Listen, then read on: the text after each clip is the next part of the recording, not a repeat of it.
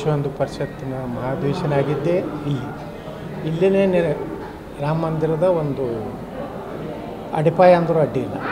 ಪೂಜಾರ ಶ್ರೀಗಳು ಅಯೋಧ್ಯೆಯ ಒಂದು ನೇರವಾಗಿ ಒಬ್ಬರು ಸಂತರು ನೇತೃತ್ವ ತೆಗೆದುಕೊಂಡ ಮೇಲೆ ಇಡೀ ದೇಶದಲ್ಲಿ ಒಂದು ಹಿಂದುತ್ವದ ಹೊಸ ಅಲೆ ಪ್ರಾರಂಭ ಆಯಿತು.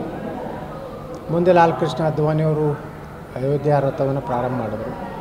ಅನೇಕ ಸುಮಾರು 500 ವರ್ಷಗಳ ಒಂದು ನಿರಂತರ ಸಂಘರ್ಷದ ಹಿನ್ನೆಲೆಯಲ್ಲಿ ನಿನ್ನೆ ಭಾಳ ಚೆನ್ನಾಗಿ ನಮ್ಮ ನಾಯಕರಾದಂಥ ಲಾಲ್ ಕೃಷ್ಣ ಅದ್ವಾನಿಯವರು ಹೇಳಿದ್ದಾರೆ.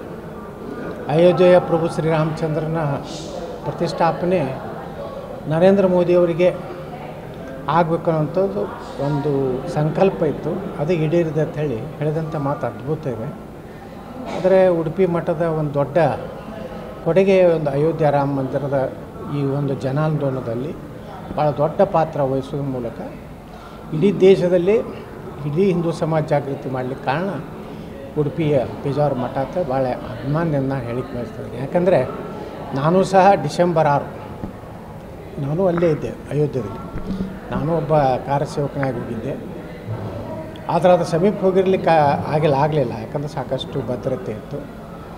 ಆದರೆ ನಮ್ಮ ಕಣ್ಣು ಮುಂದೆ ಅದು ಗುಮ್ಮಟ ಬೀಳುವಂಥದ್ದು, ಒಂದು ಗುಲಾಮಗಿರಿ ಸಂಕೇತ ನಾಶ ಆಗೋಂಥದ್ದು ಕಣ್ಣು ತುಂಬ ನೋಡುವಂಥ ಒಂದು ಅವಕಾಶ ನನ್ನ ಜೀವನದಲ್ಲಿ ಸಿಕ್ಕಿದೆ.